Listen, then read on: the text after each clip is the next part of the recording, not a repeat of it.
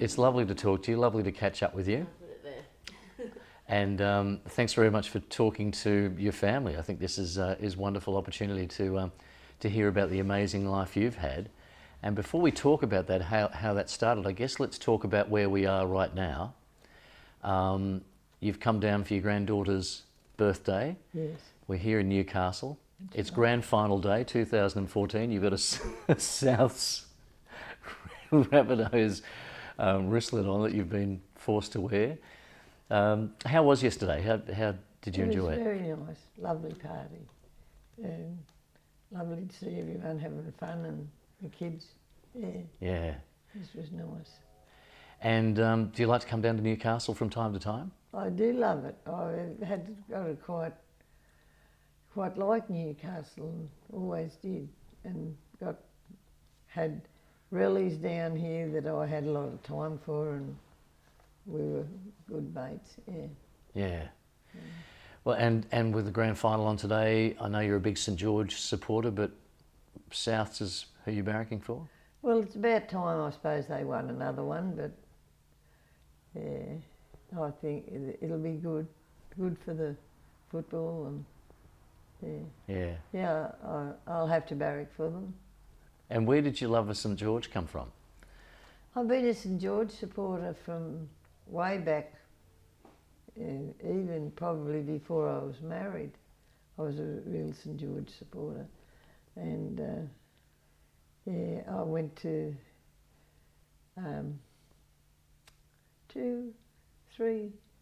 only two grand finals, I think. 1963, that was the crowning glory, really. Yeah. And that was when they won all those grand finals. I think they won 11 in a row. Yeah. Yeah, and that was great. And that's where they struck the trophy that they play for today. George.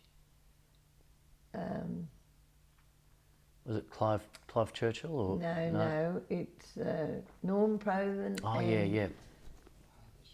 Holman, wasn't it, Cole? Arthur Summons. Yeah. The tall and the short. That's right. That's a classic shot. And you could only We've got it in the room you could here. tell there's only one player on the ground that you could tell. It was a rainy day and it was teeming rain, and they were covered in mud. There it is there. Look at that. Norm You can Proven. hold it up for a sec. Norm Proven's just Hang on, I'll just get a shot. That's the one. and Here's one we prepared earlier. the St George supporters where we were around, we settled in amongst. We didn't have tickets. We went there without tickets, and we had to sit on the steps, and we were in amongst all these St George supporters, and they knew where I'd come from and everything. And they gave, and this, and I've treasured it ever since. Oh wow. On the back, it's got Johnny Raper, Reg Gasnier.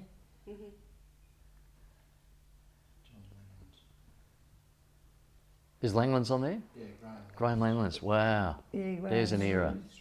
My eyes are failing. I Yeah, can't yeah. see real well. That's But I know fantastic. there's quite a few of them. Yeah. And I've had it ever since. Every time they've been in the grand final, I get it out and wear it. Do you want me to take that for you? It looks heavy. Well, let's go back to your earliest memories. You were born in or around Tamworth, is that right? Yes, I was born in Tamworth. Yeah. And what? So we're talking 90 years ago next year, Yeah, next March. that's right. What are some of the earliest memories that you have as a child, maybe a 3 or 4 year old? Well, I remember when my mother and father would go to town. We lived on a dairy farm about 30, 35, 40 miles out of Tamworth. Mm.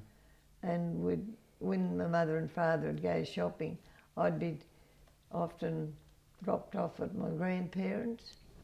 Yeah, and my grandfather used to take the cow. He had a cow on, and they had chooks, and Tamworth today is a lot different to what it was. Yeah. Yes, that's my earliest memories of Tamworth, and yeah, we used to go to town, and I'd be minded by them. I was reared on a dairy farm. Yep. Mother and father were share dairy farming at the time. Yeah. And what was the house?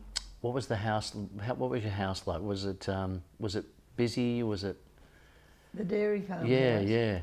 Oh, it was a semi-detached. There was the bedroom is one end, and then there's a big veranda and a big, very big kitchen. Yeah. And my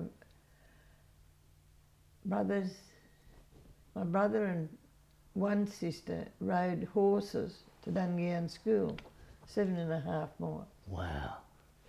That was a bit of an experience. As we went along, we'd catch up with other kids along the way on their horses, and we'd have races, and we were a bit wild. I was a bit of a wild one. You were? So you had brothers and sisters. Where were you in the pecking order? Where was I in the pecking order? I was number 3. Right. Yeah. Yeah. And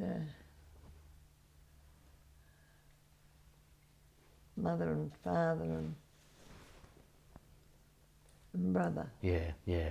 That photo was taken, as you can notice, I think my brother's in uniform he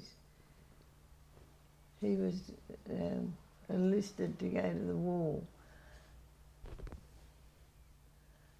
When that photo was taken, and I was about 16 when that was taken, and I put my age on to get a licence. I never got caught till here a little while ago. I'm just trying to think how that happened now. I'd filled in a paper and filled in I put my age on to get my licence.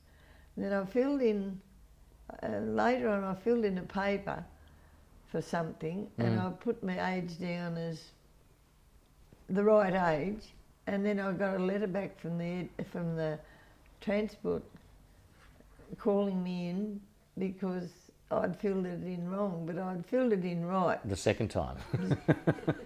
And I had to go, and it cost me, even my birth certificate, I had to get another birth certificate. Oh, and really? It cost me about $400 or $500. Yeah, to get it all changed over. That's a bit much, isn't it? And just describe your mum and dad to us. What was your mum? My father was happy-go-lucky. He whistled everywhere he went. My mother was very strict, very prim and proper. Everything you had to be. But my father sort of weighed it all out in lots of ways, and they got on really well. Mum and Dad were a happy couple. Yeah. But they were as different as chalk and cheese. Yeah, yeah. I remember he had this old dog, an old drover, was going along. This is not long before he died, really. The old drover was driving these sheep, and he had a dog with 3 legs. One, he'd lost its leg, run over or something.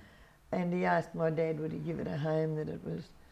So my dad had it, and my mum thought it was an eyesore. And it wasn't much, it wasn't a real good sheep. Well, it was a good sheepdog, but it was handicapped. Yeah, Only had 3 legs. Yeah. So my mother used to say, he used to go out the back paddock picking up stones, and he said to my mother said to him, oh, one of these days, she said, we go out, she said, when you go out tomorrow, she said, I think you should put that dog down. And he used to drive out in the old horse and dray. The old dog would go with him. In the afternoon when he'd be coming in, he'd be whistling away. He used to whistle, no particular tune. He'd be coming in, you'd see him coming over the top of the hill, and the old dog would be sitting up alongside of him again. And so every day she'd have a go at him. Now, look, but that dog outlived him. He died before the Wow. dog. Gosh. How old was your dad when he He was died? only 56. Oh. Did you have a bit of time with your grandparents? Yes, I don't remember very well my father's father. I do remember him. He was a big man, and he was a jolly person, very much like my dad, and my granny, I used to call her as children. She was a lovely old lady, and when I used to visit them, they had this great big grapevine right along the front of the house in Wooloman, and I used to climb up and get in amongst the grapes, and I'd be up in the trellis, and one of my father's brothers lived there, Wongi, we used to call him, Uncle Bill. And where he gets the nickname Wongi, he used to work with the Chinese in the tobacco factory. Yeah. And they christened him Wongi. Well, he was much like my dad. He was a lovely old chap. Yeah. And he used to say, "There's a bloody sparrow in the grapes again." And that was you. Yeah. And my grandparents on my mother's side,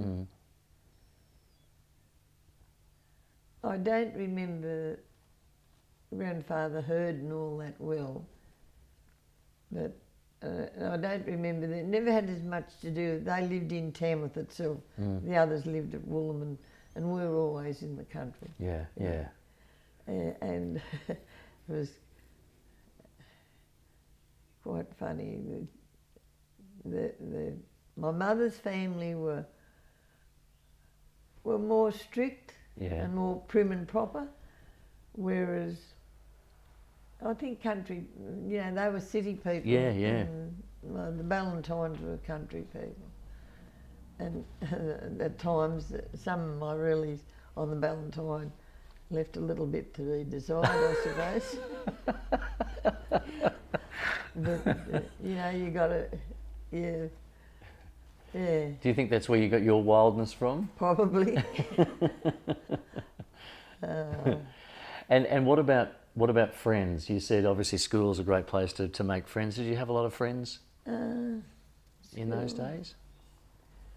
Yes and no. But in them days, school wasn't like it is today. School is social today, and kids like school. We never liked school. I never liked school. Needless to say, I never probably reached my potential in education. Because I wouldn't go to. I didn't want to go to high school, and I didn't. I just didn't. So do you remember were there any subjects that you liked at all, or was it just all not much fun? I was good at English. Actually, the teachers used to say I should write books. I had a very imaginative, I liked... You were creative in writing, yeah. Yeah, I did like that. Yeah. And did you get into any sport when you were a kid? Well, sport in them days isn't like it is today. I mean, sport's encouraged. Yeah, I played a bit of tennis, played a bit of volleyball, but there was no competitive. It wasn't structured like it is now. No, there was no football. Yeah. Well, there might have been in high school, but I didn't want to go to high school. So, Leila, just describe the school, the infants and primary school you went to. How many kids would have been there roughly? Was it a... Well, I mostly went to Dungowan School. Yeah. Then when I was reared on a dairy farm, and going to school in them days, all height races and things like that. My father and mother were really into that. You get the milk and done, and off you'd go to the races. And then sometimes you'd have to come home. But then I was only thinking the other day, Dad used to have a man helping him on the dairy farm, and when we'd go to the races on New Year's Day, Boxing Day, and all those days, I think he used to milk the cows. Oh, We okay. did. Oh, I had to get in and milk cows too.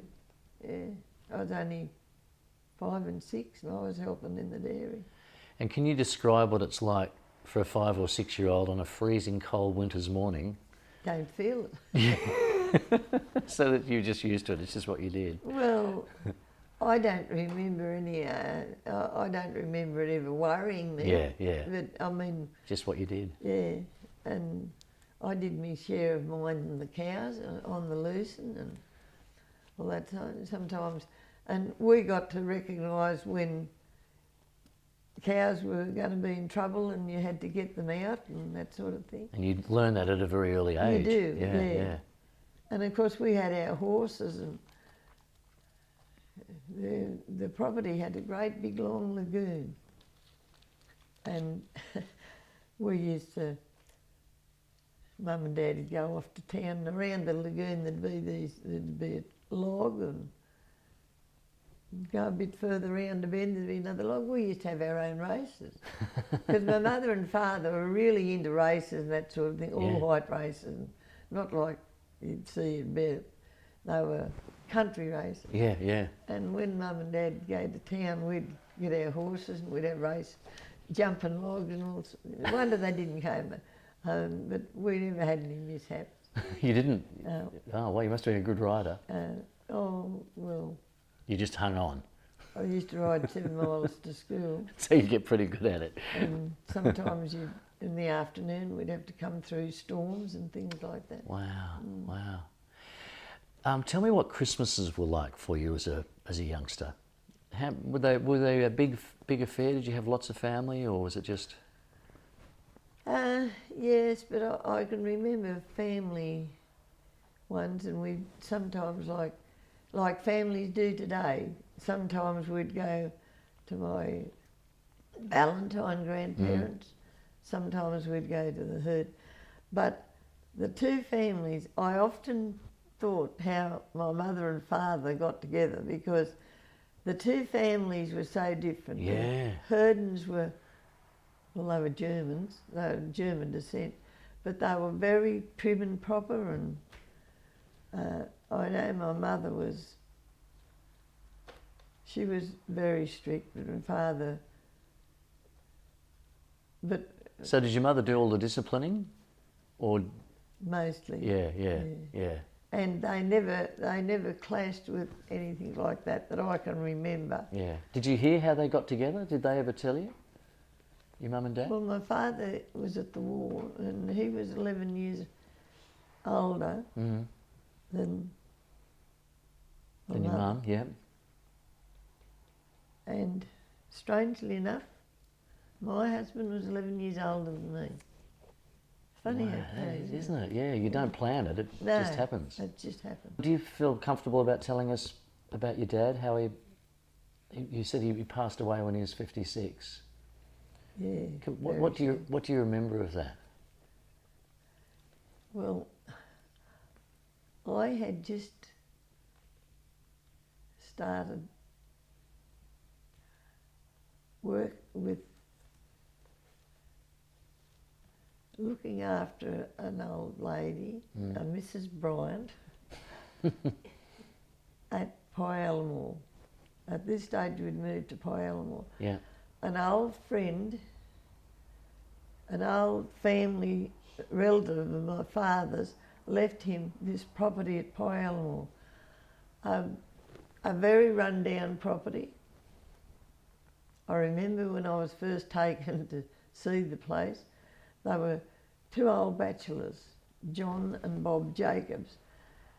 They had a property below to the ground and a property above the ground. And my father inherited the top part, the hilly part, well, hill, and there was a lot of flat in it too. But the two old gentlemen lived in that house. The other fellow, John, who left it to his property to my uncle, and Bob left his to Bob. I don't know whether it was worked out that way. My father was Bob. Yeah. And they lived there, and you walk out.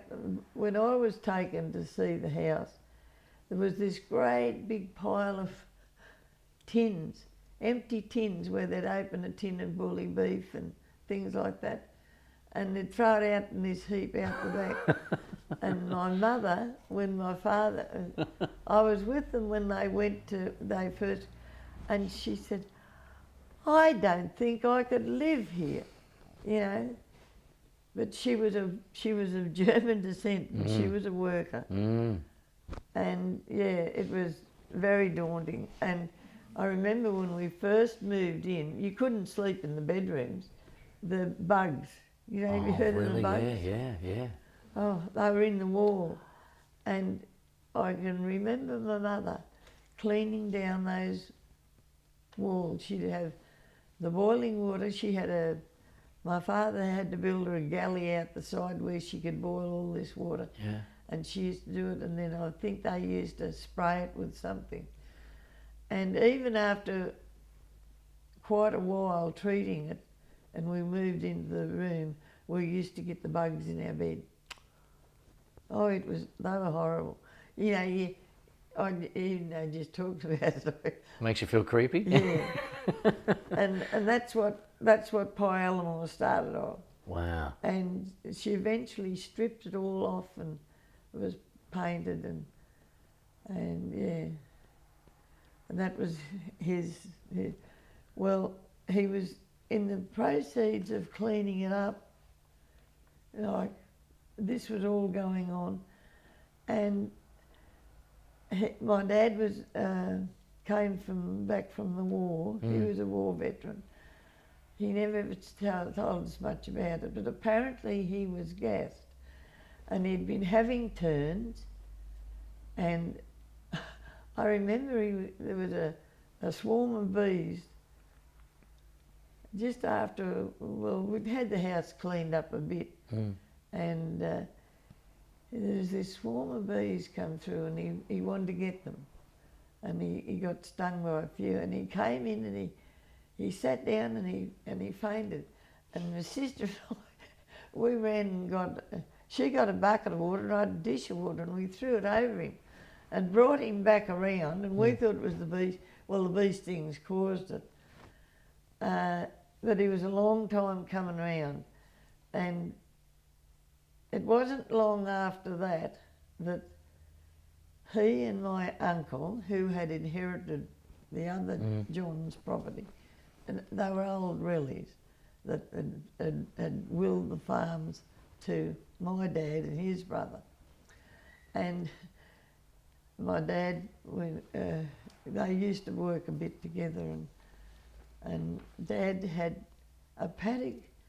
Strangely enough, a paddock of ours was down below the road, and it had lucerne in it, and he and Uncle Bill were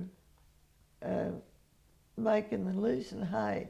And there was a little old peach tree. My dad walked over and sat down underneath the peach tree, and he said, "Bill, I'm not well, I don't think I can go on." And he just passed away under the tree. He was 56. Yeah. It was very sad. Yeah. So he never really got to farm the land, except he was cleaning it up. I mean, he probably he died in 43, and the property was left to him in 39. Right. So, like, just about when the war broke out, it was left. And you were how old then, Leila? I would have been 16. Yeah. And that must have been, must have been such a shock for the whole family. It wasn't something that 16. anyone No, saw coming. I was more than 16 because he never told anybody that he was. A different one said to my mother, "There'll have to be an autopsy," And old Dr. Scheinberg was in Tamworth at the time. And anyway, my mother she was in shock, and they had to take her to the doctor. And he said, no, Dr. Scheinberg said, there'll be no autopsy. He said, I can do it and sign her. And my father had been to him and was told that that anything could happen. And so the doctor sort of already knew. He already knew, yeah. But Dr. Scheinberg said it was his wish that the family didn't. I suppose it's just as well we didn't know. He didn't want anyone to know. But he was doing all it. He was told, to take things easy. But I think the bee sting sort of started it on, because it wasn't long after he got stung by the bees that it happened. Yeah. And my sister and I thrown the water over him, probably didn't. But it wasn't long after that that was the way he wanted it. Yeah. Who ended up looking after the farm after that, Leila? My mother, she worked like a man. And then my brother, he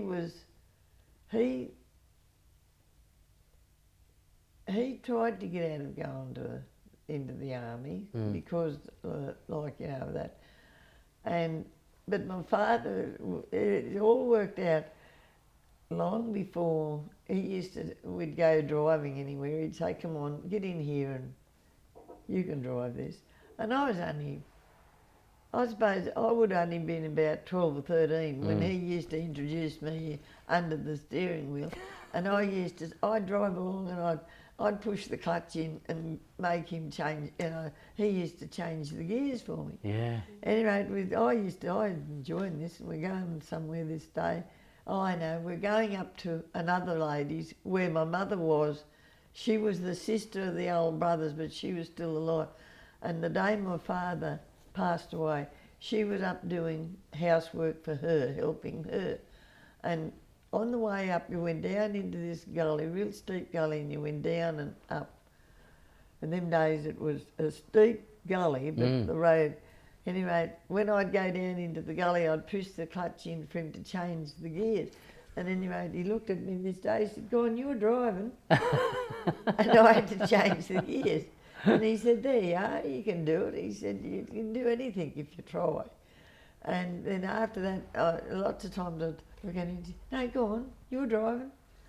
So he taught me to drive very, very young, but I didn't have a licence. And when I was, that's what I say, when I got you put your age I put my age forward, on to get the licence. And I got my licence very early, and I was driving the car. So this was all, he knew all this. That's what a lot of it was, because, see, the war was 39. He knew it was brewing,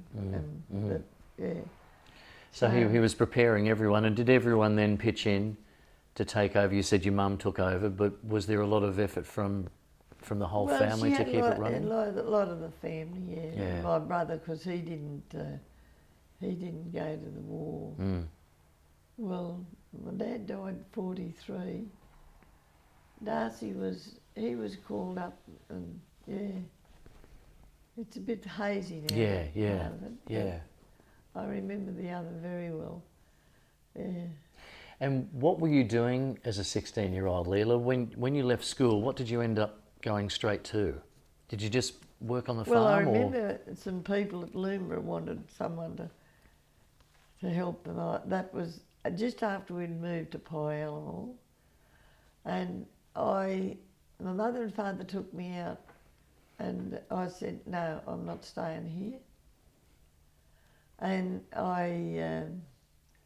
when I was about 16, I helped I went and stayed with a friend in Tamworth who'd just had a new baby. I liked that sort of thing, but I didn't want,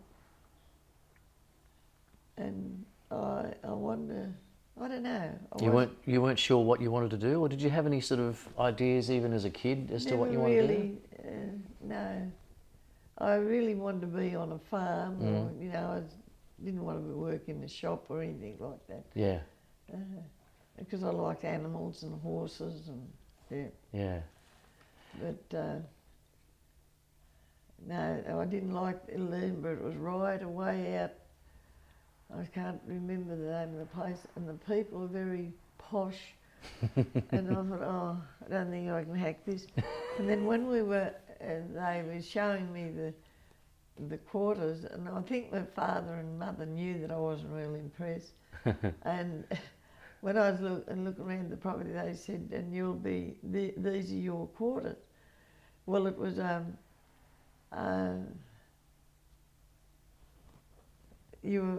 you weren't in the main house, you were out in the, and then they showed us where, and they introduced me to these other two fellas. One was a jackaroo, and I thought, no, this is not my scene. I said to my mother, I said, no, I'm going, I'm not stopping here. That was it. But that was the only one that I. Yeah. So you went back and you worked on the farm. What were you doing for that period of time? What did you end up doing? That's where the story begins.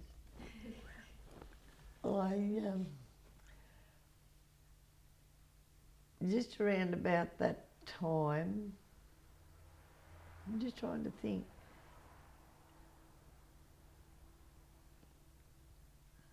I was, just after that, these family at Pyalmore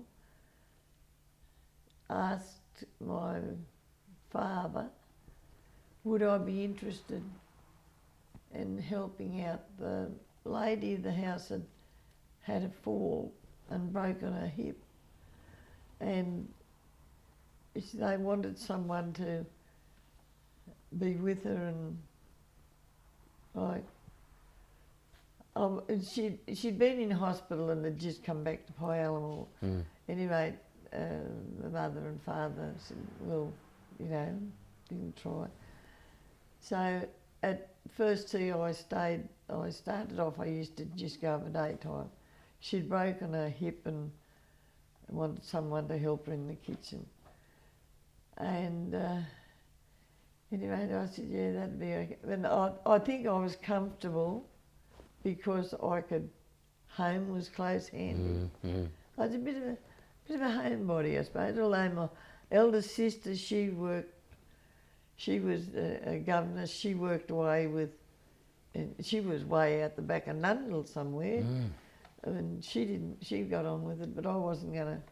So I went up, and what I used to do, she was a lovely lady, and she used to say to me, now I'm going to do this, I'll get you to, if she was cooking, she'd say what she wanted out of the cupboard and that, and I'd get it all out and put it down. And no matter what I did, she sort of supervised and helped. And I had no real responsibility. And then when everything was ready, she'd say to me, well, everything's right now, you can go home. And it was, I did like most jobs. And after a while I sort of was doing everything, but her name was Mary Agnes Bryant, and her husband Ted, he was a lovely old chap too. He used to come and he'd help, but because she'd broken her leg and she was a diabetic, she was a very sick lady, but you never knew it. A big woman, tall, and and anyway, then as time went on, she more or less taught me housework, everything I knew, even cooking. I used to say to her, Now, you'll have to write the rest, you'll have to tell me the... Oh, she said, I don't know. She was one of these, she was a good cook, but you never knew what she put in. I'll put a bit of this and I'll put a bit of something else. And when she was cooking a meal, I was the legs and I was the supervisor.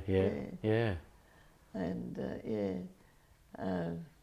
then came Christmas time. They had a cottage at the entrance, and she said, now we're going to the entrance. We don't know how long. That's where she was, incidentally, when she broke her hip. Oh, right. She was in Newcastle Hospital for a long time, and then when she came home, she, I think she was about 6 weeks before they got her back to Tamworth. She was on crutches, and of course had falls along the way, as people do. But anyway, get back to the story. We when we're getting ready to go to the entrance, everything, she did these cooked Christmas cakes and all this sort of thing. And I didn't only do cooking, but I used to do the housework too. And she'd say, oh, just wash this over and polish this, or, you know, she wasn't a bossy. She was just a wonderful woman. Yeah. Anyway, Christmas time came, and in the family there was, at the time, there was 2 daughters married, and one lived at Woolman, one lived at Dungeon. 2 sons, Jim and Roy were both there when I was working there, and because he was in the, but he was very, but my, when we went to the entrance, they took you along. Took me along because I used to help her. Mainly her pop, grandfather Bryant. He used to do most for her, but I used to sort of help him. And anyway, when we went to the entrance, the family, because Christmas time, we went early and the brothers came down later, and I think the Wilsons went down that first year. And anyway, down there I did my work with the same as I did, but I had I was more or less one of the family. Yeah, it sounded like it. And then when it come to going out, the boys used to say, oh, we're going fishing, or we're going, and Jim was the spokesman, the elder brother. And my husband, the one that I married, he was sort of in the background, and he never wasn't, he was very shy. And I think I was the first girlfriend he ever had. Anyway, we'd go fishing and go different places. And one day, it was right at the end of the holidays, I was lying in this thing and I didn't have my shoes on, and he come along and he grabbed me toe, and I said, oh, let me toe. Oh.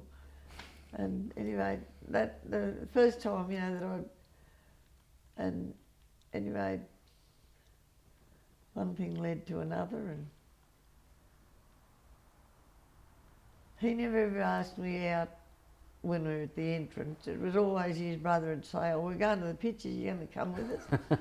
And oh yeah, I'll go to the pictures with you, and go to fishing. And then he used to throw bloody sand, and I shouldn't say swear, should I? and splash me with water, and I wouldn't want to get wet. And he was to me, he was the annoying one. And his brother was the nice one. And, he got stuck into him a few times. And, I'm not coming again. Yeah, so that was the start of it. But at this time, I had another boyfriend. Ah. I'd been going out, and this other fella used to ask me to go out, and he used to dance, and we used to go to dances.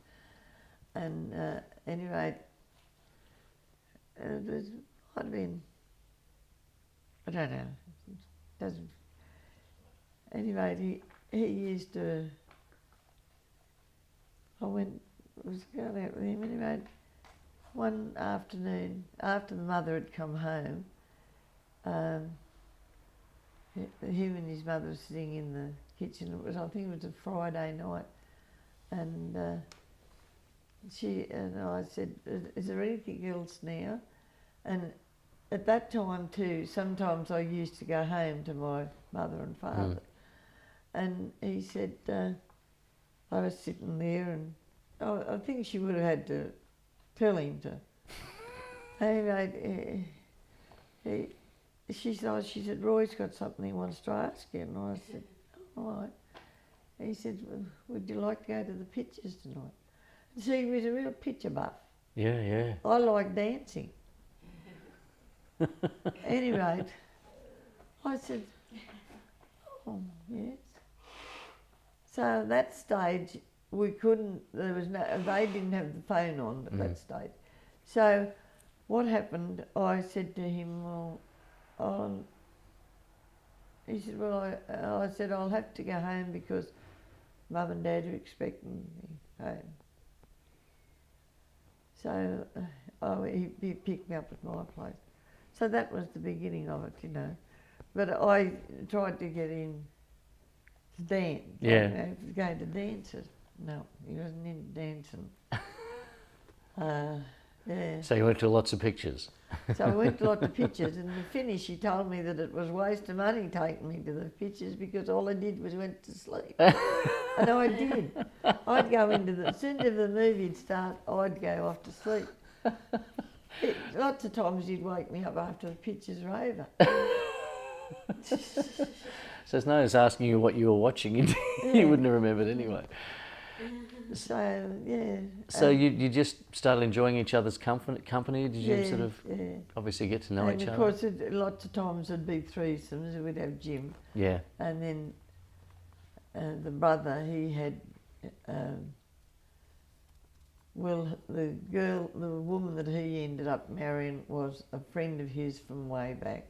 Yeah. Mm. But no, the brothers were very pally, and I knew the girl that he married well too. She was a local, Pylemore local.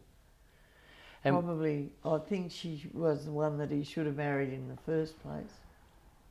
And I can say this without any fear for the kids because apparently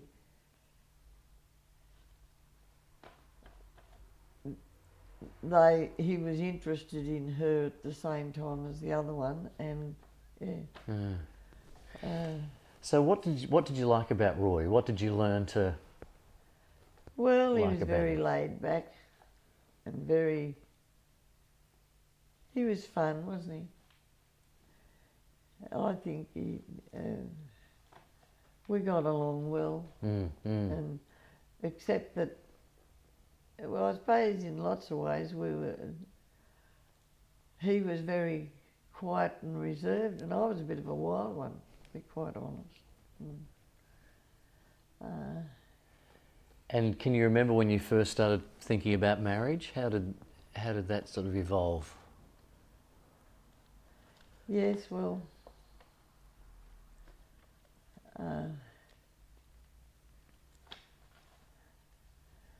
actually, I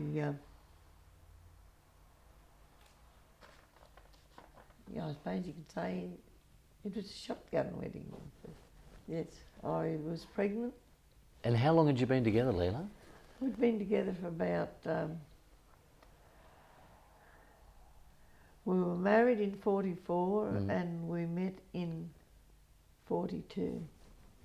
Might have been 39 when I'm not sure. Yeah. Yeah.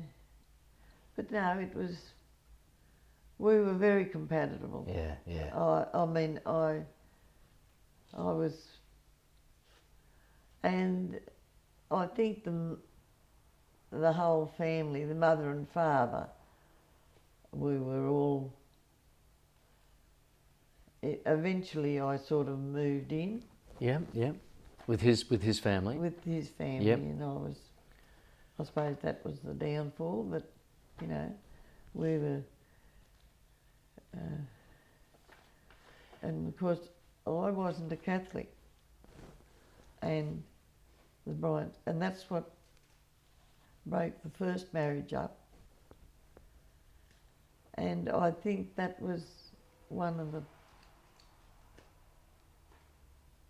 and you know, I remember the chap that I was going with before.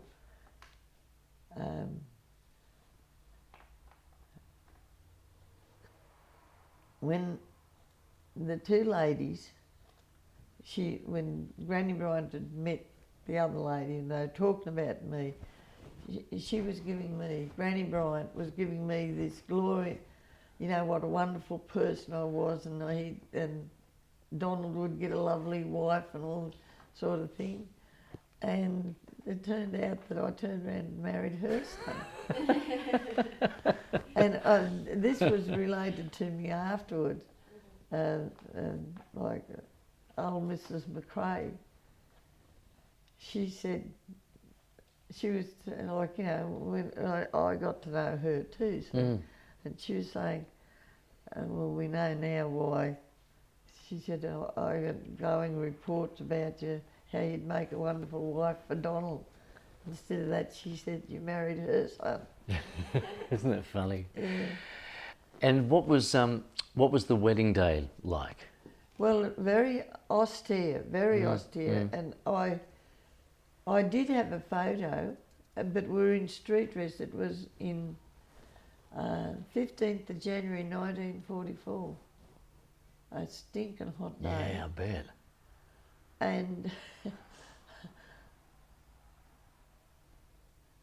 the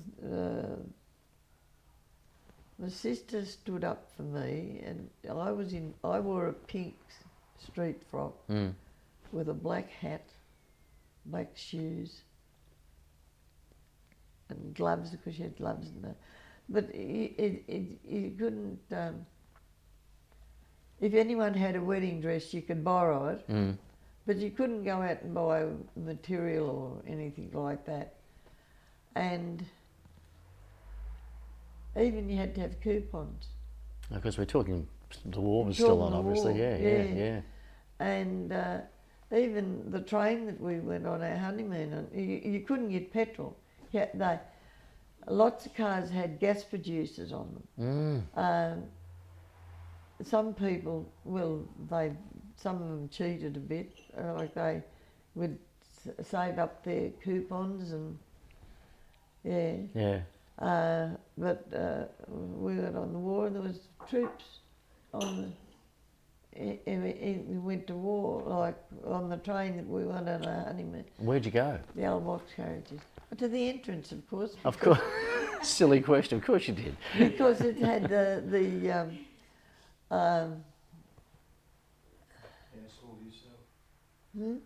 was it didn't cost anything. No. Family cottage and and at that stage the horses used to roam around the entrance, and when we opened the house cottage wasn't closed. They didn't have a yard around it. And when you opened the windows, the horses used to come and put their head in the window. Oh, it was, no. And do you remember feeling happy, Leila? Do you remember feeling, how were you feeling on your wedding day and your honeymoon? It was quite funny. The people, we knew everyone at the entrance because we'd been going there on holiday. Yeah. And anyway, the Callaghan said, "Oh, Roy, you're down here because no one. Where's the rest of them?" And he said, "Who are you here with?" He said, "Oh, a girl." Just happens to be my wife.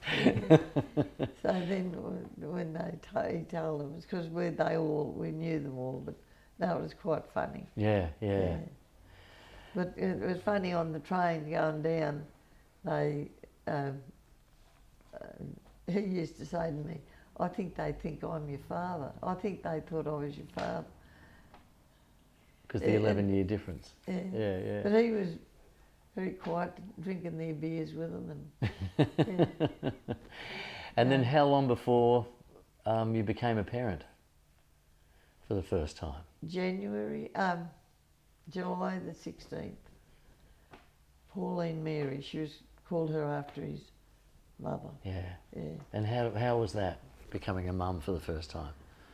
Very daunting. Yeah, yeah. Yeah, very daunting. But they had plenty of nursemaids.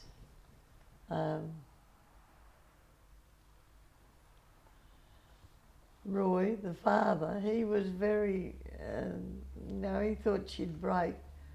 And her Uncle Jim used to carry her around like as if she was a cat under his arm.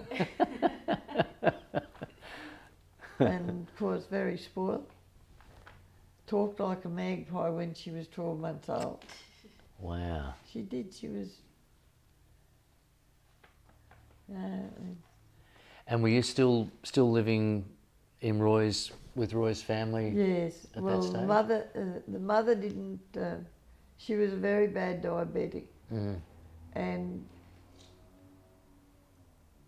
Pop Roy, the father, we sort of nursed her together. With the babies, there was a baby 4 in 4 years. And we all worked together.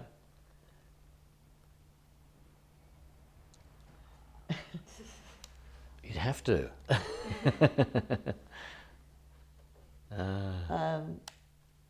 Pop used to take I remember he used to whatever we were doing, he never had a lot. The old grandfather never had a lot to do with the children, but Pauline and Gary, this fella was Granny Bryant's white-haired boy. Well, he's black.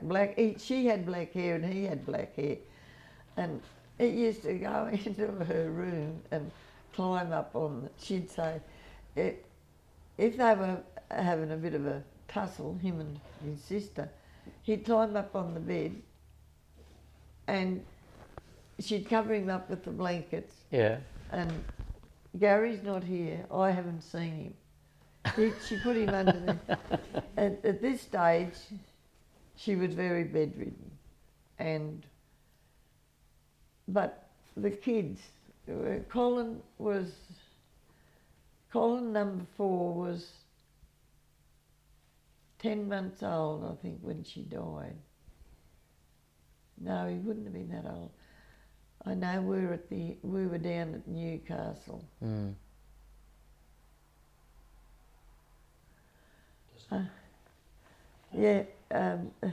But she would, if I was going anywhere, I'd bath the children, and they'd get on the bed with her, and she'd keep them. We worked, even though right when we used to do our cooking together, we'd cook together, we'd do everything.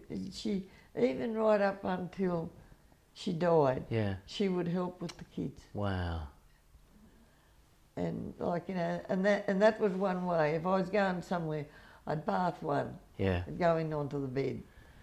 And they all knew she was sick, and they didn't jump around or get in the way or anything like that. She sort of helped to train them too. Colin would not remember her. I don't think.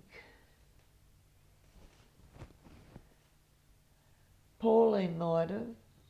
Pauline and Gary might have. But Gary was always her, golden-haired boy. Browrie, she used to call him. Yeah. How about your mum? Did she enjoy being a grandparent? My mother, after I was married, she didn't disown me, but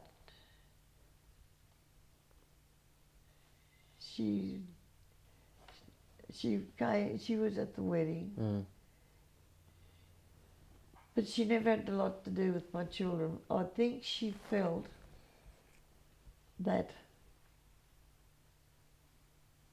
like, because the other grandparents, and I lived with them, actually when we first got married, they decided, the old chap, Pop Bryant, decided they'd go and live at the entrance. That was about 12 months after we were married. They went down to the entrance. But he couldn't manage it. They stayed about they might have stayed 3 or 4 months at the entrance. They tried to make it work to give us the family home. Yeah.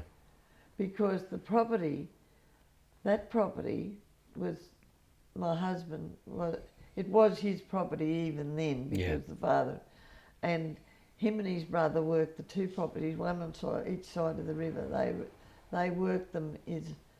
I don't think they broke up the thing until the kiddies were in their teenage, and when the boys their families were old enough to help out. That's when they broke the Bryant brothers partnership. Oh, okay. But they were all, the 2 families were always, even at Christmas time, and then the other family had a sadness,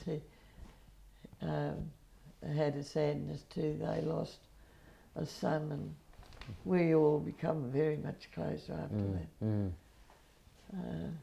So you were saying that your mum might have felt a bit left out, do you think? She did feel a bit left out, although I tried to, the 2 mothers, the 2 grandmothers, they got, like, birthday parties and things like that for the children.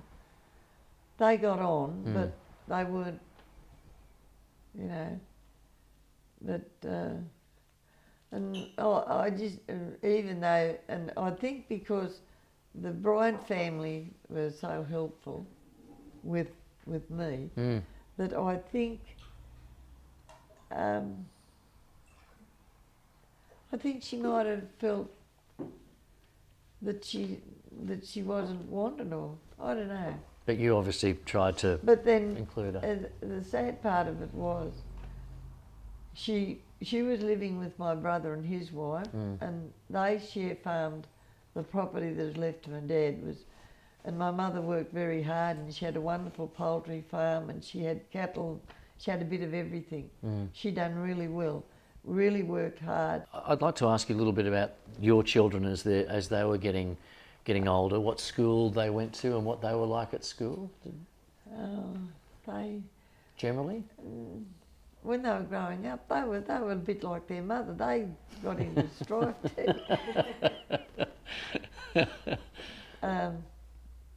Did they all go to Dungowan? No. We knew you wouldn't be near there. That's right, of course, yeah. Actually, 4 of them went to Pylamore. The eldest 4 went to Pylamore. And then when Rodney and Sandra, the youngest girl and the youngest boy, went to Pylamore, she was in the same class as the teacher's son. Oh, really? And there was always a conflict, and she got locked in the school this afternoon because her and the son had a bit of a scuffle, and she got up and she walked out. She said, "I'm going home." And she come home and she told me what had happened, and I said, "Okay." I said, "Well," she said, and I'm not going back." I said, "Okay, that's okay." Anyway, actually, she went berserk. She started throwing things because it was, when she was locked in, it was really affected her. It really affected her. Yeah. And she said, and And she was more or less threatening me, and don't tell me I'm going back, I'm not.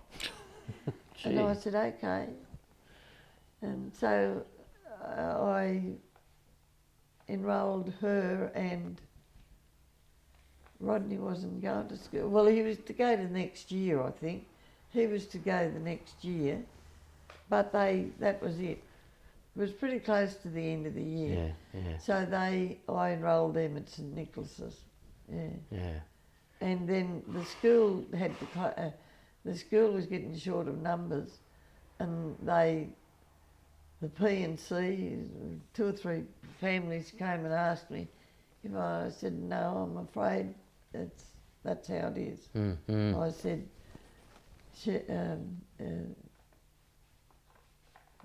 you just want them to go to a different school. Yeah.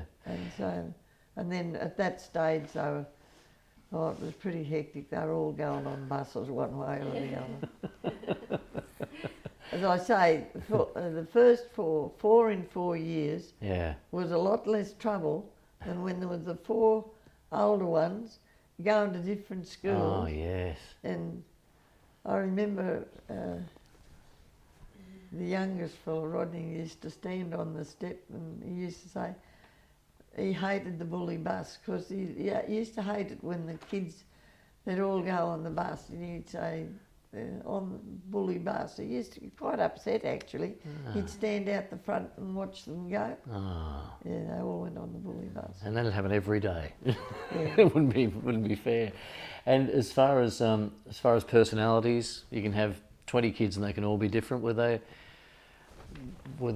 they surprise you as to how different they all were? Well, Gary, the eldest son, Pauline was very adaptable. Pauline's very easygoing, always has been, always will be, I suppose. Gary was very fussy. I remember all he would eat was steak. Even at a young age, if you put vegetable on his plate, and potato was the only vegetable he'd eat. And his aunties used to say, one of the holidays, as I say, we used to always go to the entrance. And he had his auntie smacked him on the bottom, and he was most upset, and he screamed and screamed. Anyway, he had this great big abscess on his bottom. He wouldn't sit down. She had him on one of these little boats, and he wouldn't sit down because he couldn't. It was hurting him, and she smacked him on the bottom. And he wrote, when we dressed him, we noticed he had an abscess. Well, his aunties, quick and lively, said, oh, it's because he won't eat any greens. He doesn't. And my kids, I was a bad mum because I didn't make them eat their greens. And you couldn't stand over him and poke him. No, that's...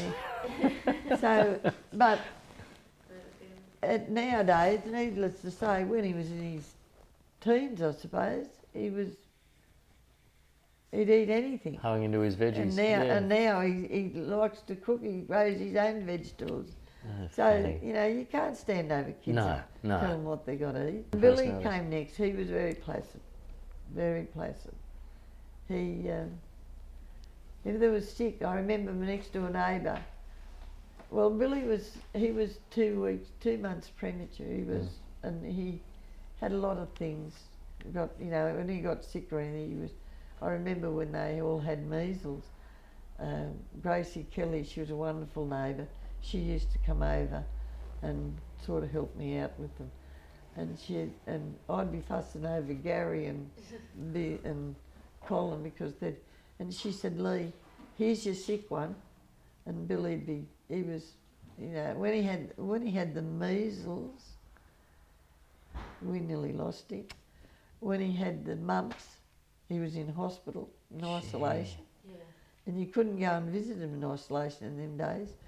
And so it was better not to go, they'd advise you not to go near them at all. And so we used to just go to this thing. But no, Billy was very placid.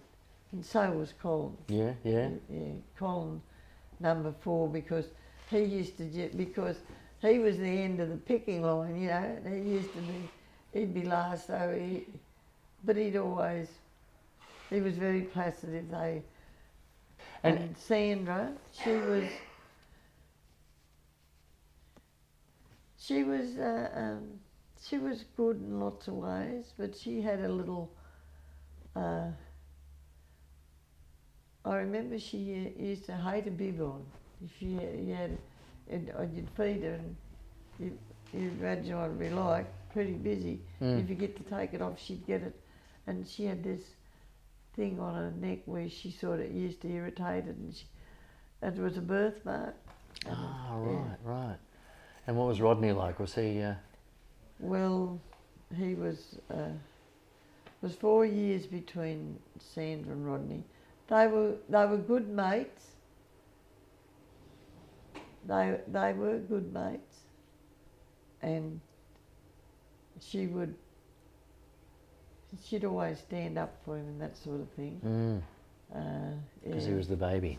She was the baby. Yeah, yeah. But Pauline and Sandra, the two girls, used to say the boys were mum's pets. But they used to forget that they were dad's pets. Their father idolised them. Oh, really? Yeah, So he idolised them. And I suppose he might have... but if... Oh, no, the girls, if they wanted something, if there was some, you know... Oh, very definitely. Yeah. Dad's girl. So, Nin Passmore came into your family as well.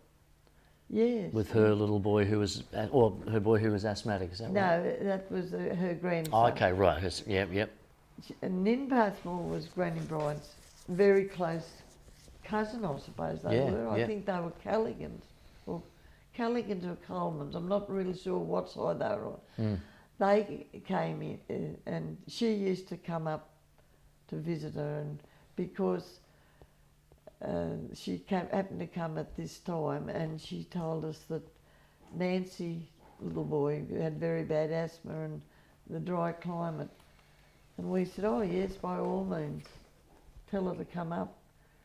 And that started, she used to come every holidays and bring Johnny. Yeah. And Johnny and our kids were sort of got in really friendly together. Yeah. And over the years, she'd come every school holidays,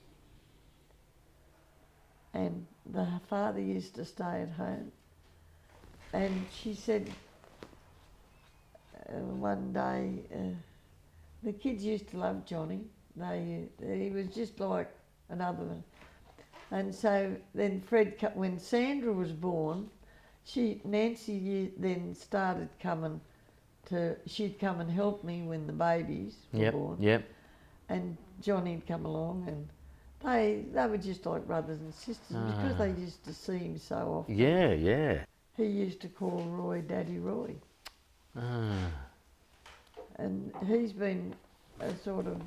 then they joined the family when Billy was born. And Colin number 4 was Auntie Nancy's favourite. She used to, you know, and she was another auntie, I suppose you'd say. Yeah, sounded it. And as far as working on the farm, did the kids all work like you did, like they as normally happened? loved the farm, but my husband, dear old Roy, he was always a step ahead. He said, well, it was a Lucerne farm. He said, there's not going to be a living on the farm for the 4 boys. Not like there's two of them and they had a property each. Yeah. And he said there wouldn't be living in for the 4 of them to work it together. So he wanted to get an apprenticeship. But, they worked the farm. They loved the tractor, and he'd bale hay, and he had a scary thing one day. There was the old farm truck. They all drove the old farm truck when they were long before they could drive a car. And he'd baled this hay, and Gary and Billy, I think Johnny was in that. I don't think, were you in it? In the loading the hay on the truck? And they got these, and they were going on, and they'd stack the hay, and then they'd get it on. And Roy was down near the river, and he could see this load on the river, on the truck, getting higher and higher. So he took off up to the house, and the tractor, I think he was on the tractor, up to, it was a paddock not very far from the house. Yeah. It was dangerous, because they were getting up on this, and it was that high, and yeah, I think Johnny might have been in that. So he had a word, he had a word with them. And so how did things play out for the boys? Did they all get apprenticeships? They all went through high school, not like their mother. I don't think Roy went to high school either. They all had a high school education, and then they were given a choice if they wanted to get an apprenticeship. We felt that on their ability, what they wanted to do to get an apprenticeship and go from there. And Billy and Gary Pauline, she went on to higher education. She didn't, but she had done she didn't do the high school certificate, but she got I think in them days it was the immediate. Yeah, yes, and and she got she went to, I think she went to Charters. It was another place, and she got a Charters, I don't know what it was them days, but it was like tech. Yeah, and then she got a secretarial job. And Gary and Billy, they both left school together somehow. Gary must have repeated. And she, and Billy and Gary both went to East West for aircraft engineering. Oh yeah, yep. And Billy got his first up, and Gary missed out on that first one, and then the instrument division, they put out another one, and Gary went for it. There was quite a lot went for it, but he met, and I don't think it was because Billy got the other one, but because he'd missed out on the other one. I don't know, but he was lucky enough to get that. So two of them got apprenticeships with East West Airlines. Colin liked, he got an interview with Roy Heaton. They were wholesale people. Wholesale groceries, yeah. And he got on with them. He had a good boss. He got on really well with his boss, and I think eventually Colin finished his apprenticeship and then took a job in a branch at Glen Innes, and he ended up in Glen Innes. Like Glen Innes, and played cricket up there, and then after that he bought a shop in Glen Innes. There you go, good town. Yeah. Yeah. In Glen. I remember Roy and I used to go up there to visit them in the shop, and we're going to the football this day, and my other son was playing with Armidale, and I was given strict instructions. I couldn't barrack for Armidale because I was with him and he was Glen Innes. I had to barrack for Glen Innes. Bit late today. It was the place, you must barrack for South today. And the business was thriving, so we understood that. It's all PR, isn't it? Yeah, it's all PR. all good. Yeah. And Sandra and So- Rodney, what did they do when they left school? Sandra and Rodney. He went to, well, Sandra was first, wasn't she? Yeah, she went on to secondary school, and her first job, she wasn't real happy. She worked paid good, was a good job. Mm. She didn't have any trouble getting it. She was pretty, well, at the time, jobs were getting a bit pretty scarce at that time, and so she got a job with Dun and Bradstreet. They were debt collectors. But she was determined she was going to get out of it. She hated it. And so she went for an interview at the hospital for a social worker. And she got that job, and she really, really liked it. And the chap that she worked with, she was under, he was wanting to go higher, and he said to Sandra, "You're doing well at this job." He said, "You can go higher too." So they both worked together. So when he got his higher job, she took over from him. And for quite a while, she was the top social worker at Tamworth Base Hospital. Wow. Yeah. Oh, that's great. And she really liked that. And then when she married and went, and they went to Mackay to live. And Rodney, what did he do after Well, school? he even went on. I don't say he was the brainy one of the family. I wouldn't say that by any means. But the others just wanted to they just wanted to get into the workforce. I think. But I mean, I think if they wanted to go on, they could have gone on. Especially Colin. Colin was pretty good at maths and English, but they weren't interested in their higher education. But Rodney was, and all he ever wanted to be was a school teacher. And he went on to higher school, and I remember people used to say to us, "Oh, he's not going to make it. He won't make it." At any rate, he didn't do as well in his high school education as he did in the other, because his social life clicked in, didn't it? He used to borrow.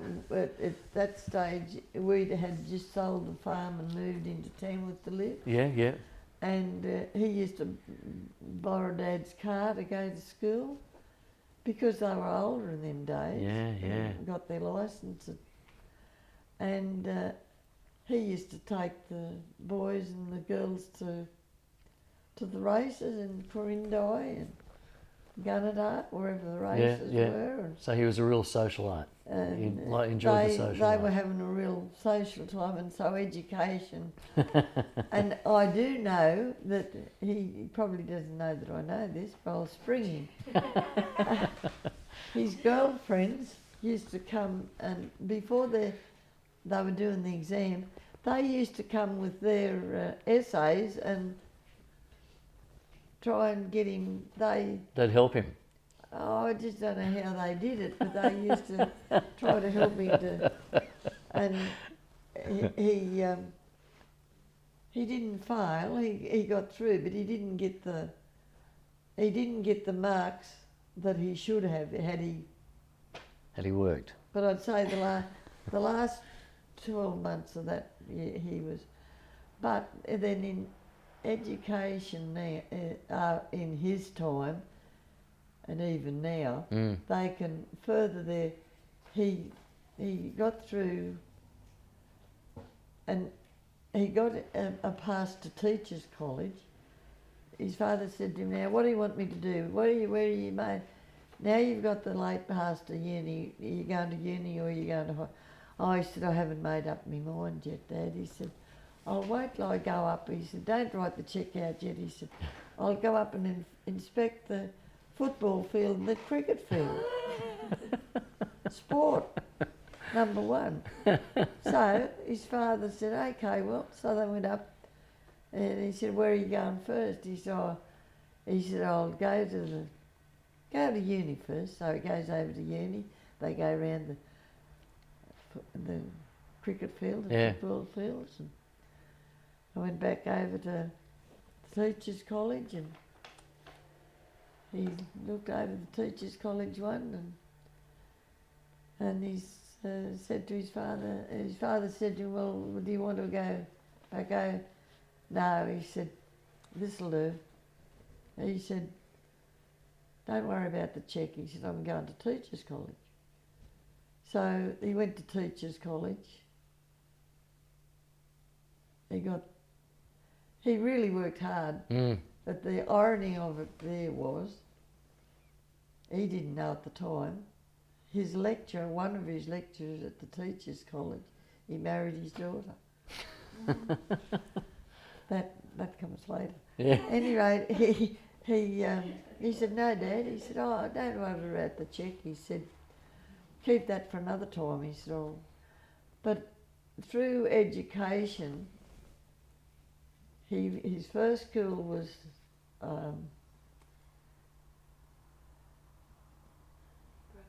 Laguna, wasn't it? Yeah, Laguna, on the outskirts of Sydney, really. yeah. And he had all these little kids, and at that stage, I think that school today is a 5 or 6 teacher school. But when he was, it was a 1 teacher school.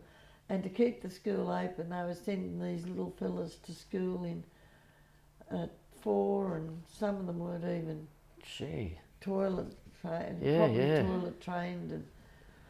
But he loved it, and the people of Laguna loved him, and he lived at Cessnock. And the people, so the one family at Laguna gave him his first dog that was famous. You mentioned a moment ago that you moved into town, you sold the farm. Can you tell me the circumstances around that decision? Well, Roy he'd always complained, well, not always, when I first knew him, he wasn't back problems and that, but because of the heavy work, lifting bales, heavy bales, and they were heavy bales, his back had gone on him, and it was a farm that if it was a dry season, you were making lots of money. You were selling lots of hay. But if it wasn't, you weren't. But because he was share farming earlier on, when the family little, the sheep was booming and wheat was booming, so they made their money out of the sheep and the wheat. And the farm, our farm, the wheat and the hay went to feeding them and things like that. Well, then after that, when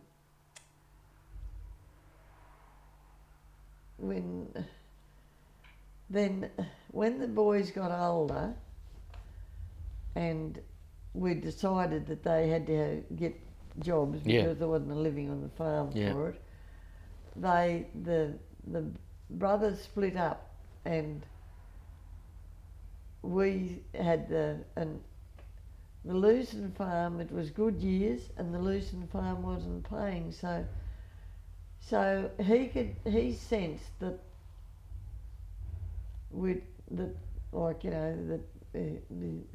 and he couldn't work the sprays to make the hay and dry weather. You had to use the sprays, and the sprays were putting out the spray line was killing him. And then you changed it, and then these days they got one that goes for, you just set it up and set it and it goes. But in them days they changed them every 4 or 5 hours, so that it was a big job. So it just got too hard, yeah. So it was an easy decision in the end?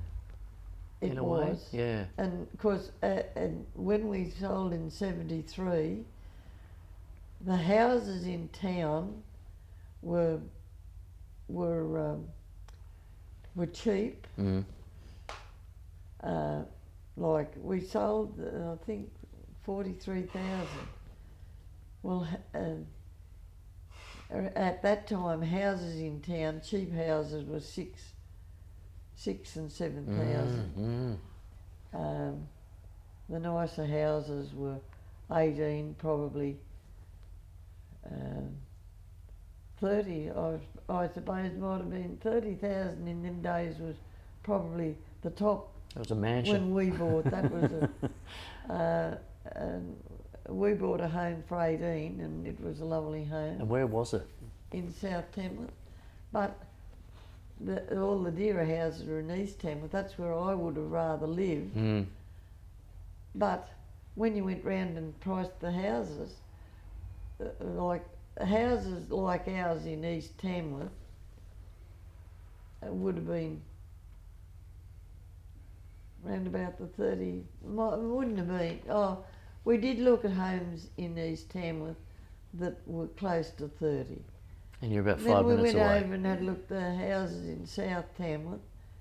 There were nicer homes, just as nice homes over there, so I had to settle for South. And how was that? Was that a big adjustment moving into town? How did you go? No, I don't think it was really. The time was just right. I think we were ready for it. Yeah. Yes, I think we were ready. So the kids had all left? The kids had... Yes, I wore out 3 cars. They told me, living in the car, running the kids backwards and forwards to sport. And how was life for you and Roy then in town on your own? Was that a relaxing sort of, was it a nice lifestyle? We did enjoy the latter years, because it's funny, we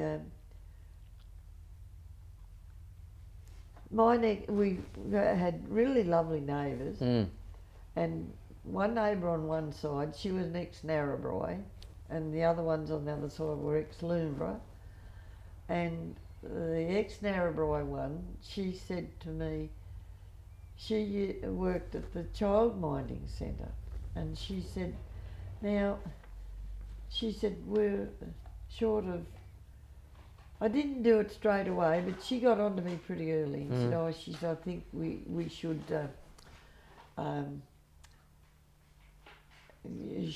you should come over and help us out over there 1 or 2 days a week. I did that eventually, but not straight away, and at the child minding centre and things like that. Yeah. And Roy was at home on his own. Well, he wasn't a green thumb, but he liked the garden, and because we liked it looking nice. And did you take holidays? Did you get away? Yeah, we had holidays with.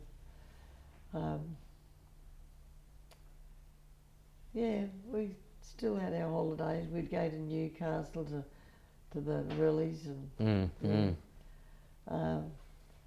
and then we used to. He also liked to go to when illness got us both in the finish a bit.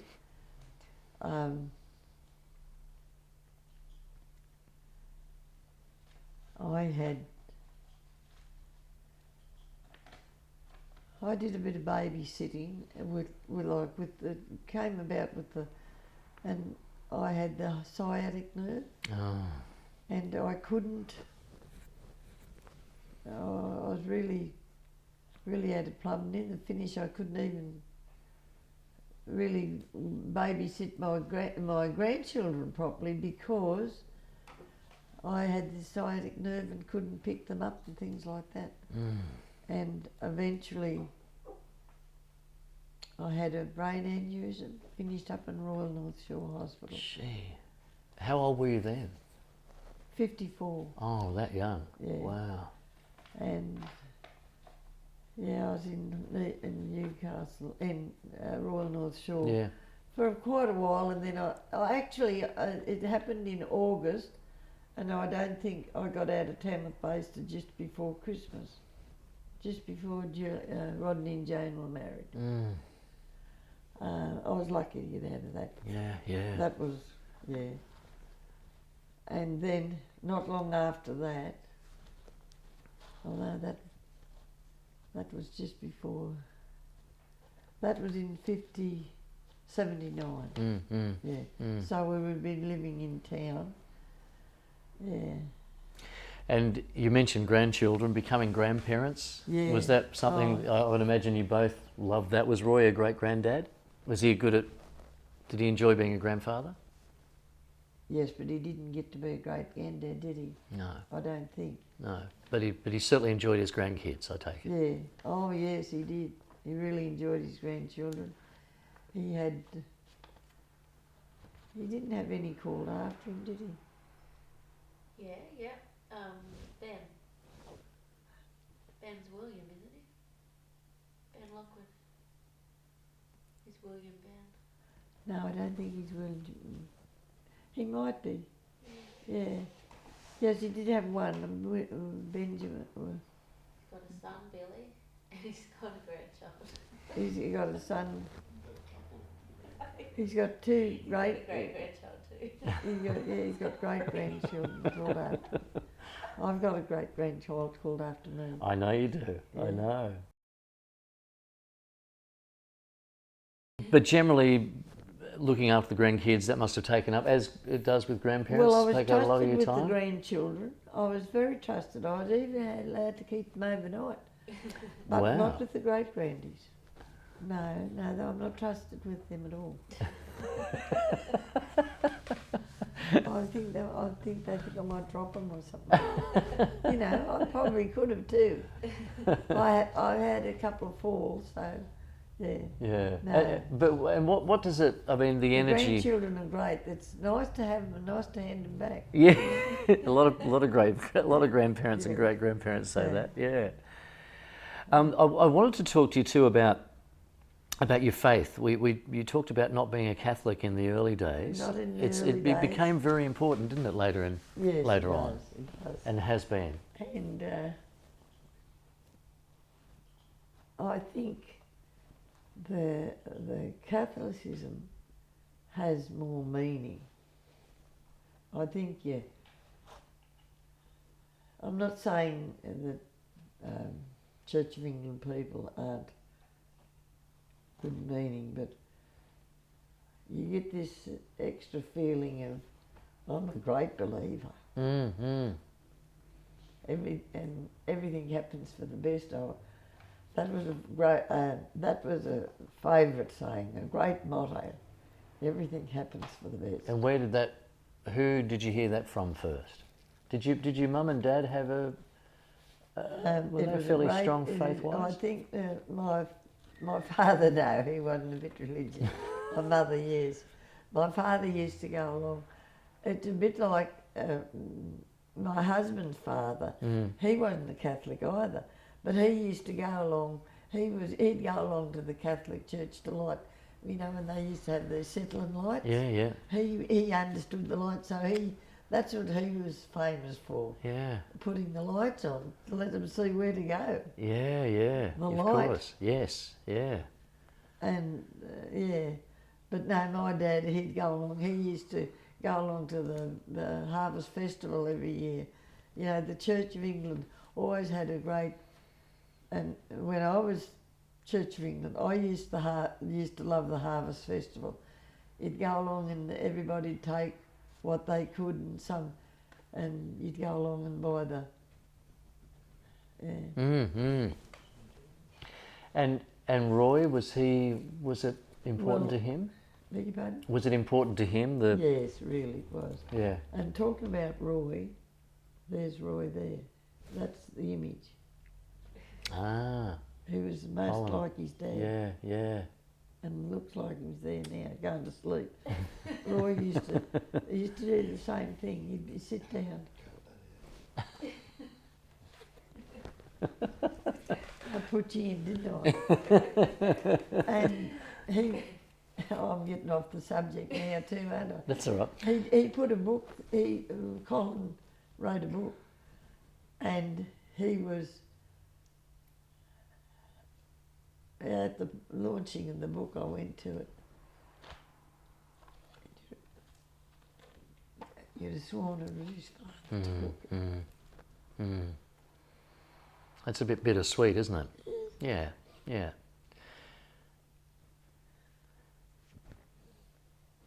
Well, let's talk about life in Tamworth, and I guess we have to touch on the later years of Roy. I guess you've just talked about Colin and the resemblance and the similarities. Yeah. The later years with Roy, was illness a big issue towards the end? Well, he was like me. It's funny. He'd get sick, and I'd drive him around, and I'd have him to worry. Then I'd get sick, and he'd have me.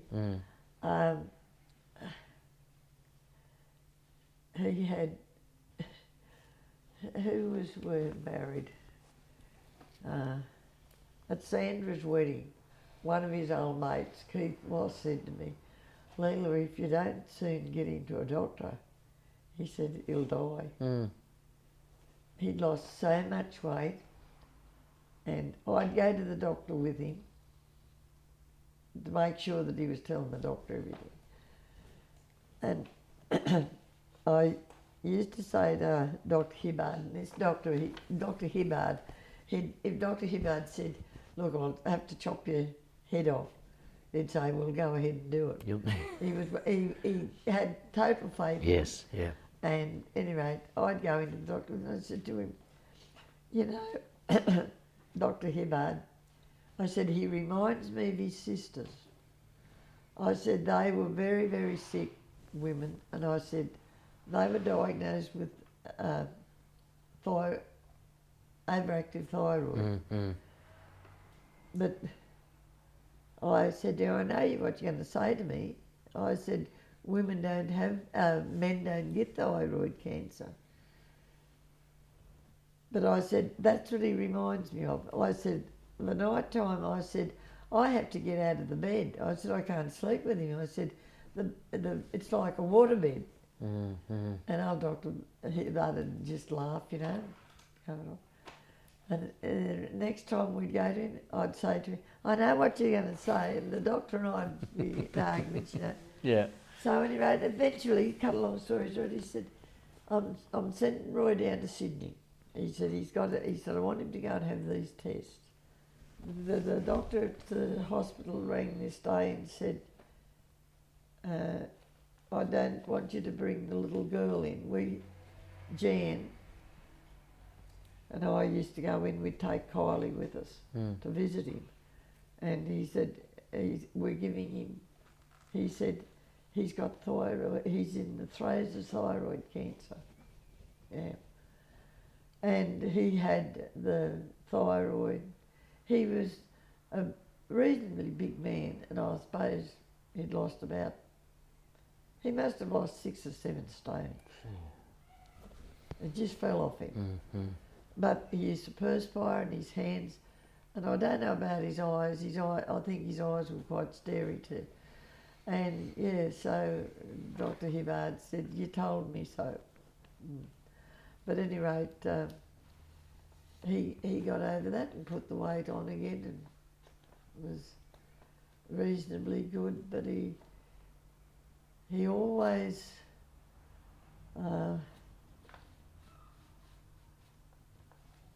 he kept a lot to himself. I think he was a sicker man. And when he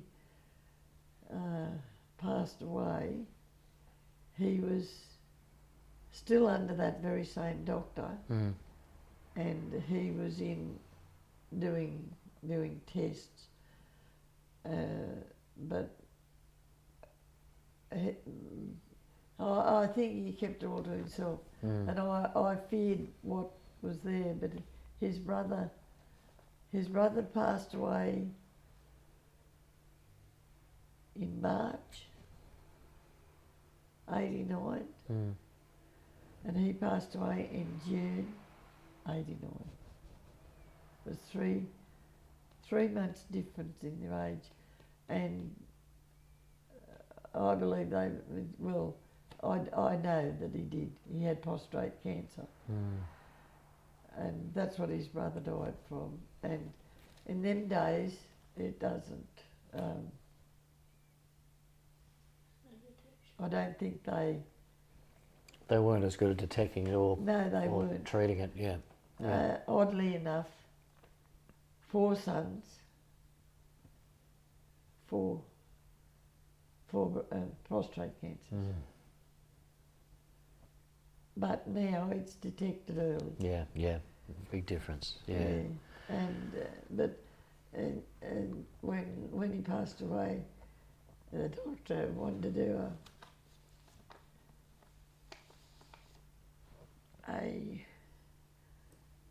what do they call it? Autopsy. Yeah. I didn't know autopsy. I said, I'm sorry.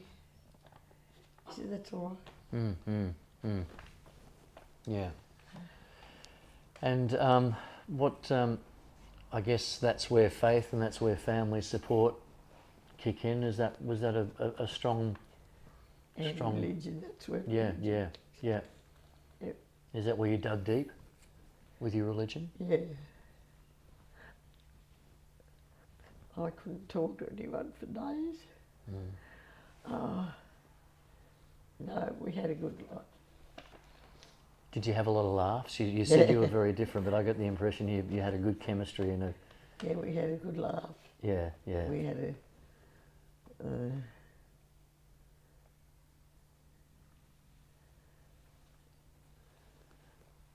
Does it feel like a long time, Leila?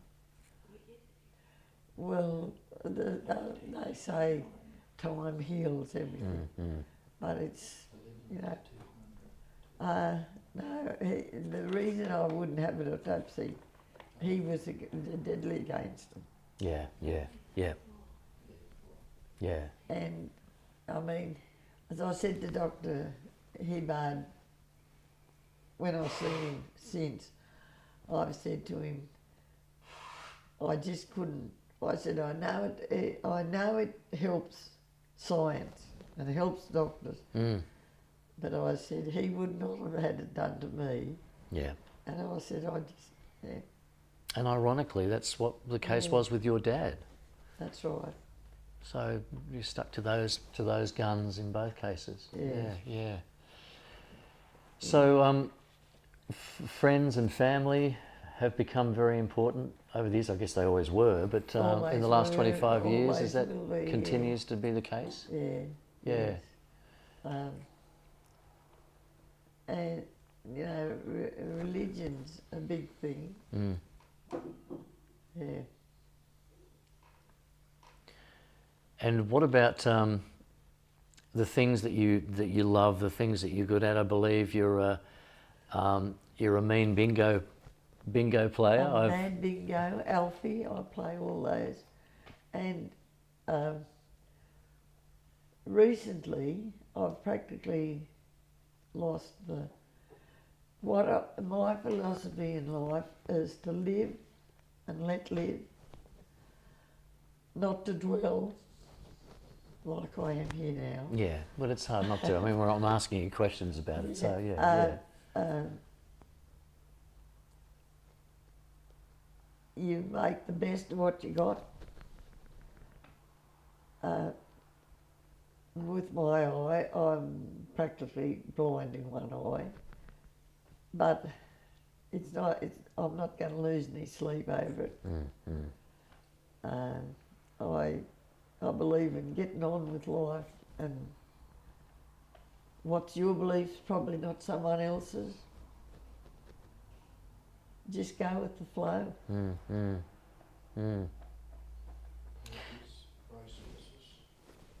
Oh, I love racehorses, yeah.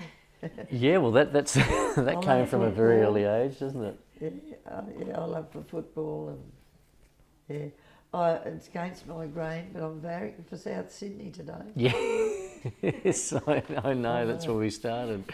Yeah, I wanted to ask you a little bit too. And when you've got the benefit of all these generations under you now, your children, your grandchildren, your great-grandchildren.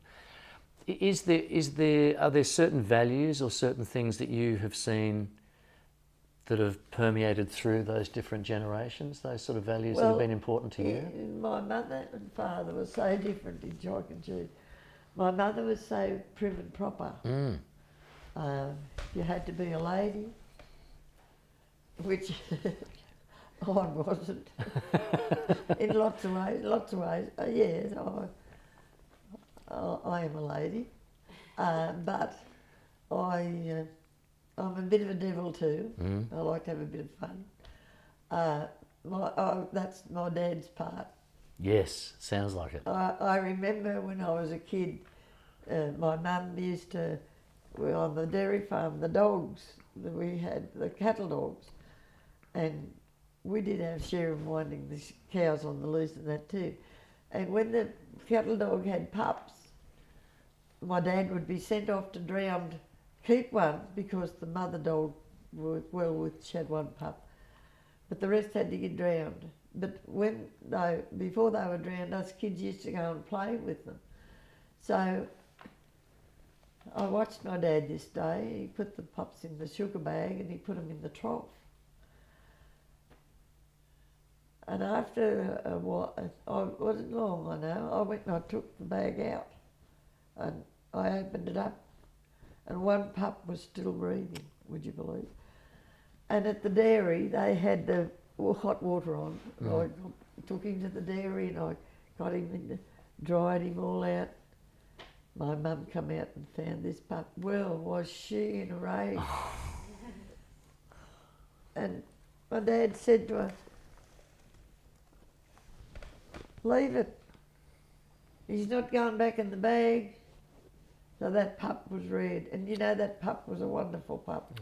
Oh, wow. And my mum, she, you know, and I know she knew that that was one thing I did that I shouldn't have done.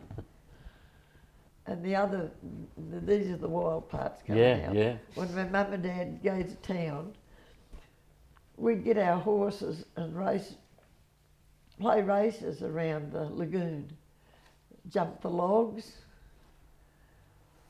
And I remember my sister come off one day and she hurt her back. She fell off over the jumps. She fell off and Mum and Dad never knew. But if my dad had known, I mean, we could have told him and he'd laughed. It would have been funny. But for my mum, that would have been disastrous. That's the difference. Exactly. What else did we do? There was something else I thought of that my mum wasn't happy with lots of things that I did. Especially when I married a Catholic, I suppose. But she came round. Yeah. And, you know, when she died, we were her. When she had no one to look after her, she was very demented, and she was. Our doctor said that we should put her in a home. Well, in them days, homes were not the thing in my books, and I said no. And we took her home to Palrang. And it was funny. She used to follow me around everywhere. I used to take her out to sit in the sun on the veranda in a cold morning, and you know the poor old soul used to fall off the chair. And it was funny. She was in bed this day and she's folding the sheets and she said, get me the scissors. And I said, what are you doing? She said, I'm making a pair of pants for Rodney. She was so far demented. And she'd have the sheet folded. And I certainly didn't get her a pair of scissors. I diverted her.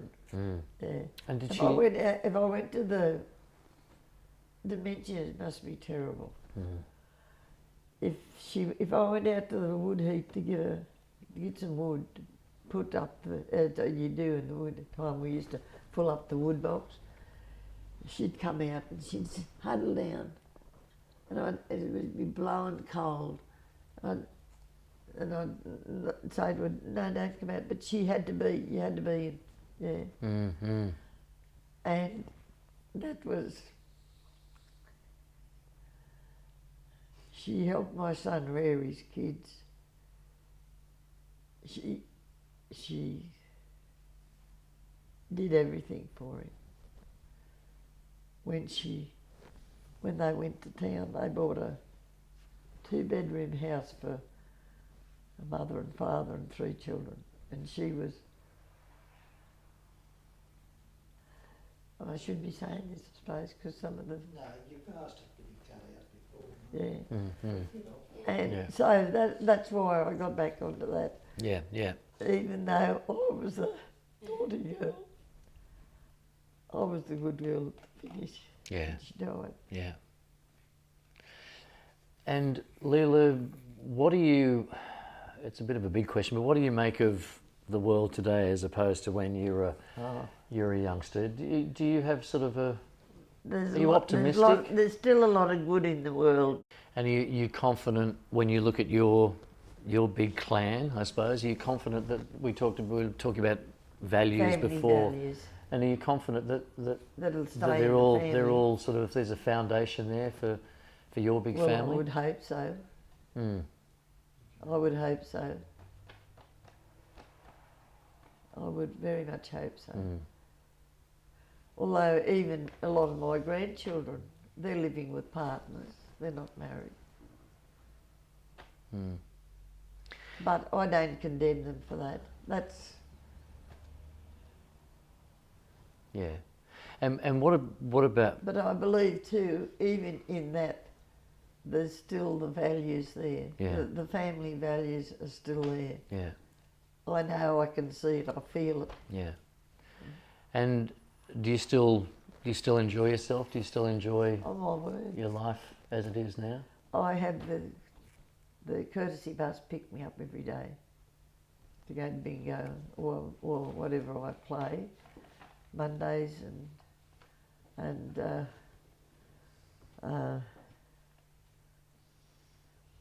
Mondays and Wednesdays Alfie, Tuesdays, Thursdays, and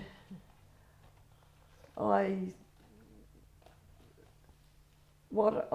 spend a lot of money a week, but I get a lot of money in. I'd say it evens itself out. What I'd spend for, all my Christmas spending is all through what I win at Alfie or bingo. Oh, bingo, yeah, And there's a lot left over for birthdays. That's great, isn't it? And I'm getting my therapy into the meantime. What's this? That's what you gave me for my birthday. There you go, Exhibit Yeah, A. That's from May. That's what we get, Gar. So there you go, Bingo. the bingo card. So you can go to Kmart and all sorts of places. There we go. Well, you can go to Spotlight. Yeah, quite that's brilliant. Target too. That's great. How much money It's would a you standard get? joke at Christmas. Actually, Yes, I bet it is. actually, this year, those are 13. Those cards last for 2 years, don't they? But see, for me to go and play, I'd spend over $100 Yeah, a week. yeah. Yeah. But sounds like you get it back and then some. Yeah, You do very I'd well. some weeks I'd be out of profit, other weeks I'd be Yeah, well ahead. yeah. It evens itself out. And it's handy for me because I can't go shopping. Yeah. I mean, at home I've got a walker. I brought my walking stick down here. I can walk around, but I can't stand anywhere. I can't be standing around. Mm. But no, I really enjoy me bingo, and they're really good to me. They're like another family, actually. I bet Yeah, they are. They're like another family. Yeah. And I even, the workers at the club that I go to, they all get something for Christmas. That's great. I wouldn't say all of them because you'd have your favourites. with all of them. Yeah. And they're good to me. They look after me. They always bring me my water to the table. They wait on me hand and foot. Yeah. And we talked earlier about the fact you turn 90 next year, and there's still a great future. But I guess when you think about it, this is a great opportunity to ask you how you'd like to be remembered, and how you like people to think about you even now. Oh, I'd like them to remember me as outgoing, happy, and being well looked after, well loved. They're a good family. Good family. Yeah. Well, it's been lovely to talk to you, Leila. It's a great life, well lived, and some great stories in there as well. It's been a pleasure. Thank you. Yeah, thank you very much.